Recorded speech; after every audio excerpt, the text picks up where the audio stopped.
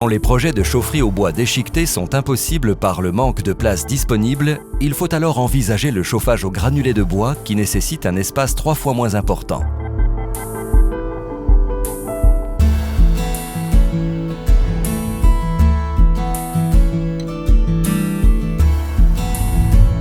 Il faut savoir que seulement 50% du volume entrant dans une scierie ressort sous la forme de sillage.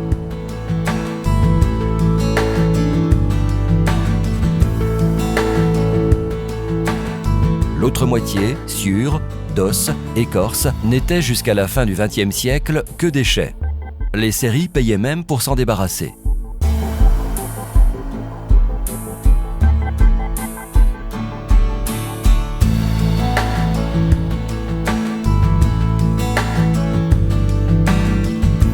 Aujourd'hui, ces sous-produits sont tous valorisés. La vente ou la transformation des connexes participe à la rentabilité des scieries. C'est à partir de sciures et de chutes broyées que sont produits la plupart des granulés en France. Dans les usines modernes de granulés, l'énergie nécessaire au séchage de la sciure provient de la combustion des écorces.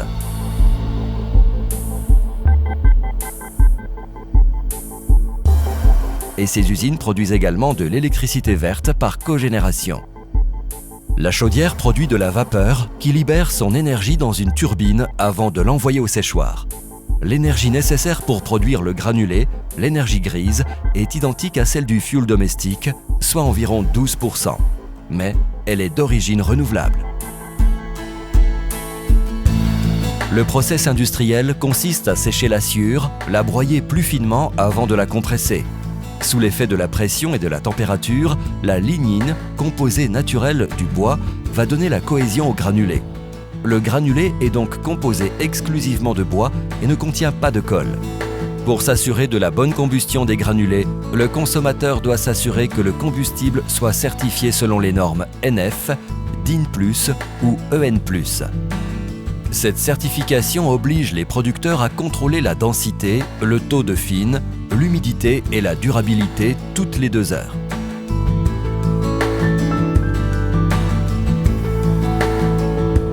Le granulé peut être conditionné en sac, en big bag d'1 tonne ou en vrac pour la livraison par camion souffleur. La combustion de granulés de bois est gage de qualité puisqu'on utilise un combustible qui est calibré, un combustible qui est dense, donc dont le pouvoir calorifique est plus important, et également un combustible qui est sec. Son taux d'humidité sur brut est d'environ 8%. Donc la combustion de ce produit-là est obligatoirement de bonne qualité. Par contre, il faut absolument que l'usager, lors de l'achat de son granulé, s'assure que la livraison soit effectuée sans fil.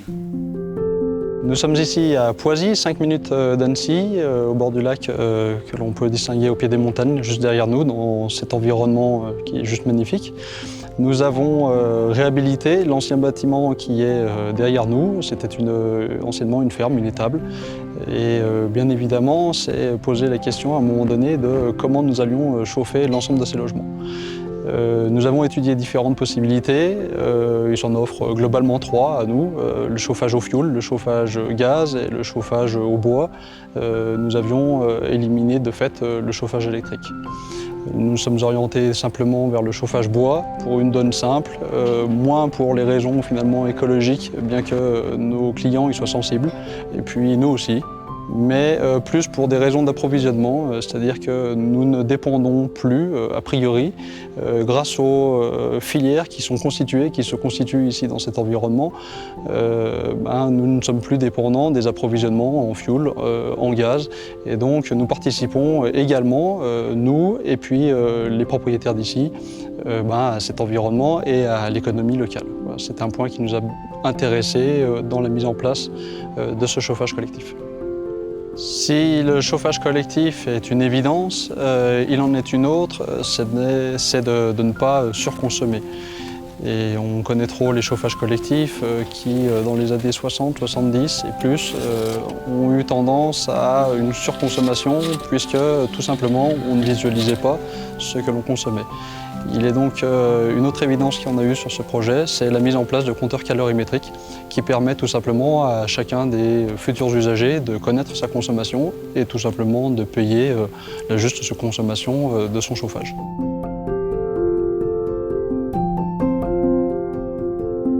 Donc sur la chaudière, nous avons un silo enterré à l'extérieur de 6,5 tonnes, avec un système d'aspiration avec une petite trémie au niveau de la chaudière qui se remplit automatiquement. Et on a un système de descendrage automatique au niveau de la chaudière. On a une régule sur le départ de chaudière qui distribue les 15 logements avec un compteur de calories par logement. Donc nous avons l'entretien annuel avec l'entretien aussi du conduit par le ramoneur. Donc au niveau coût, on n'est pas plus cher que sur une autre copro avec du fioul. Merci monsieur.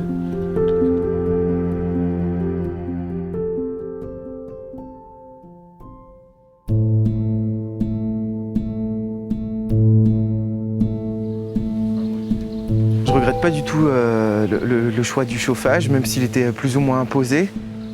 Je connaissais pas très bien le principe. J'avais eu vent et j'avais un ou deux amis qui chauffaient, qui avaient eu des nouveaux poêles à granulés qui venaient de sortir. Et ça m'a fonctionné un peu comme un poêle à bois normal. C'était pas une production d'eau chaude. Et je me demandais vraiment ce que ça allait donner. C'était un peu l'inconnu, comment ça va marcher, surtout qu'on est 15. On est 15 appartements, on a dû consommer grosso modo entre 12 et 15 tonnes maximum. Ah, il en reste encore. Et puis on a des compteurs individuels, un comptage individuel, ce qui fait qu'on fait à peu près tous attention sans, pour nous, sans renoncer à notre confort. Je vois le confort des enfants, j'aime bien qu'ils courent en couche-culotte, ma femme en t-shirt, moi-même aussi. On aime être confortable et le granule, c'est vraiment, ça nous a offert cette possibilité. L'entretien est assez basique. Il y a un descendrage, faut vider le bac une fois par mois. Le granulé, c'est une valeur sûre. J'espère que les prix se maintiendront parce que c'est vraiment économique. Le principal avantage de la relative abondance de bois en France, c'est son prix. Que ce soit en bûche, en granulé ou déchiqueté, les combustibles bois sont les moins chers du marché. Et les disponibilités ne laissent pas craindre de montée anormale des prix avant des dizaines d'années.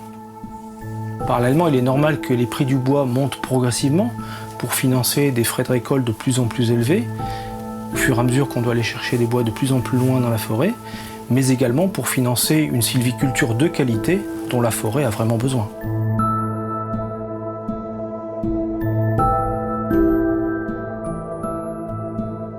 J'habite au Cantal, au sud de Doriac, et avant j'étais agriculteur, maintenant je suis à la retraite. On est en châtaigneraie où il y a 650 mètres d'altitude, mais on est en haute châtaigneraie. Et les hivers sont plus ou moins rudes, mais on arrive à avoir quand même des moins 15 fréquemment, oui.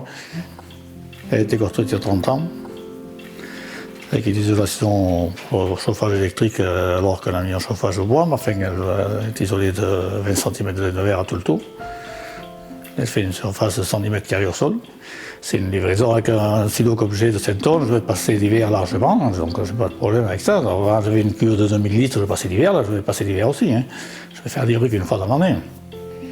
Donc ça correspond à peu près à la même chose. Je pense que c'est un bon choix, oui, parce qu'il y a la facilité aujourd'hui de se faire livrer. La chaudière, elle apporte le même confort qu'une chaudière, qu'elle soit à gaz, qu'elle soit à fil, peu importe, elle apporte le même. J'ai eu quelques réticences au départ, c'est vrai. Mais bon, je fais beaucoup confiance à mon plombier, Jean-Louis, et qui m'a conseillé de prendre ça parce que c'est vrai que le fil était venu à un prix presque inabordable. Il m'avait tellement expliqué que le confort était pratiquement le même que bon, j'ai fini par le croire. Et c'est pour ça que j'ai mis cette chaudière.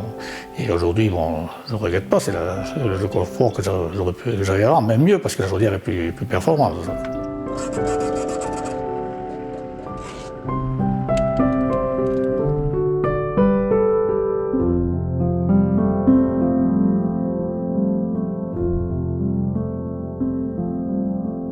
C'est un système d'aspiration. C'est même pas une aspiration, c'est une soufflerie. C'est pour ça qu'il y a deux tuyaux. Les granulés, ils descendent dans la chaudière.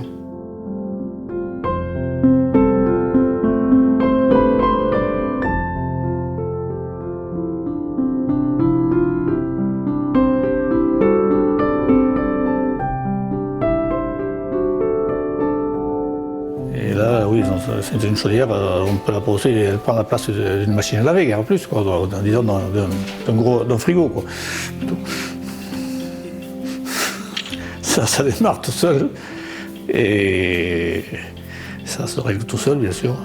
On peut même lui demander de s'arrêter dans la journée et de redémarrer le matin. On lui demander tout ce qu'on veut.